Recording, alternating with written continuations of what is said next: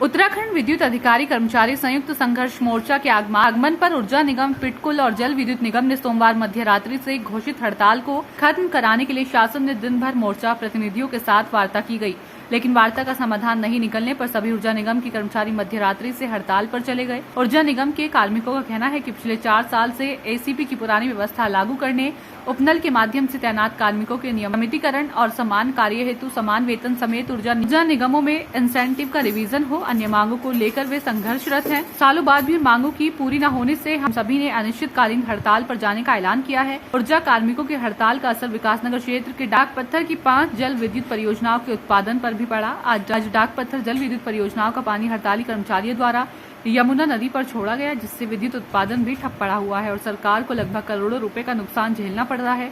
जब इस बारे में हड़ताल में बैठे कर्मचारियों से पूछा गया तो उनका कहना था कि जब तक सरकार हमारी मांगों को नहीं मानती है तब तक हमारा प्रदर्शन जारी रहेगा।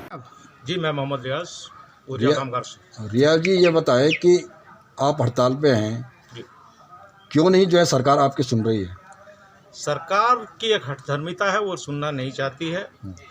और ये जो मांग हमारी है कोई नई मांग नहीं है, ये बहुत पुरानी मांग है। इसके अंतिम जो अगर आप देखें तो दिसंबर 17 में एक समझौता हुआ था, उसके समझौते पे भी जो है कोई पालन नहीं किया गया, उसको पूरा नहीं किया गया। कुछ व्यवस्थाएं ऐसी कर दी गई हैं जो कि पूर्ववर्ती राज्य विद्युत परिषद में हमें मिलती थी और हम लोग बहुत संतुष्ट थे उससे। क्या मांग है वो आपकी? मांग है हमारी 955 में, जो कि हमारे सभी लोगों के प्रमोशन नहीं हो पाते थे, उन प्रमोशंस की वैकल्पिक व्यवस्था ये थी कि एक निश्चित समय में उन्हें 3 प्रमोशन उनके संपूर्ण सेवा काल में मिल जाएं। उनकी अवधि हमारे यहाँ उत्तर प्रदेश राज्य विद्युत परिषद में, जिसकी हम लीगेसी लेते हैं, जो 2003 के एक्ट में भी है कि हमारी उससे सेवा शर्तें उससे कम नहीं होंगी। और ये मांग निरंतर हमारी चलती जा रही है, परंतु इसको हर बार इस मांग को तोड़ मरोड़ के आगे कर दिया जा रहा है। उससे काफ़ी नुकसान हो रहा है। पहले हमारे पास व्यवस्था थी 9-5-14 में, पहला 9 साल में, दूसरा 14 साल में, तीसरा 19 साल में। तो 19 साल में हम 3 प्रमोशन के प्राप्त जिनको नहीं मिल पाते थे, ये व्यवस्था की थी, ये बहुत अच्छी व्यवस्था थी। कब तक रहेगी आपकी ये हड़ताल? ये हड़ताल देखिए, सरकार से बातचीत चल रही है, लगातार बातचीत चल रही है।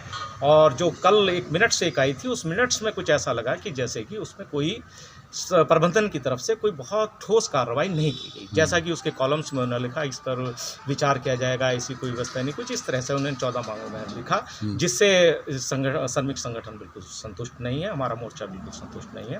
इसलिए ये हड़ताल की नौबत आई। और अगर इसमें कोई बहुत ठोस कार्रवाई की जाती, कुछ कर्मचारियों को ऐसा लगता कि उन्हें कुछ मिल रहा है, तो निश्चित रूप से हड़ताल न होती। ये हड़ताल एक तरह से थोप दी गई है। इस हड़ताल के भी परिप्रेक्ष्य में आप ये इतना समझ लें कि आम जनता को भी हम बता देना चाहते हैं, ये हड़ताल ऐसे नहीं, कई बार आश्वासनों पे ये हड़तालें वापस हुई हैं। अभी 2 माह पूर्व भी कोरोना काल की स्थिति थी, तो हम श्रमिक संगठनों ने अपनी जिम्मेदारी समझते हुए, मोर्चा ने अपनी जिम्मेदारी समझते हुए अपने आप को आंदोलन से वापस लिया और समय दिया। इस समय का प्रबंधन सरकार या जहाँ भी फाइलें रहीं, बहुत शायद सदुपयोग नहीं किया गया। तो ये अंततोगत्वा ये हड़ताल जो है मजदूरों पर थोप दी गई। एक तरह से मजदूर बिल्कुल इच्छुक नहीं था, कोई नहीं चाहता। सरकार को ये सोचना चाहिए था कि इस वक्त अगर हड़ताल होगी तो कितना भारी नुकसान होगा, क्योंकि इस टाइम मानसून पीरियड में हम फुल थ्रोटल पे चलते हैं, हम मैक्सिमम जो है उत्पादन करना चाहते हैं। तो ऐसी स्थिति में हड़ताल को थोप दी गई एक तरह से मजदूरों पे, और इसका जल्दी से जल्द जो है कर्मचारी संगठनों से बातचीत करके जो है हल निकालना चाहिए, ऐसी हमारी कामना है। मांग हमारी कोई नई नहीं है, हमारी मांगों को सरकार चाहे तो एक ही बार में पूरे कर सकती है। सिर्फ सरकार की इच्छा शक्ति की, प्रबंधन की इच्छा शक्ति की इसमें आवश्यकता है। Thank you.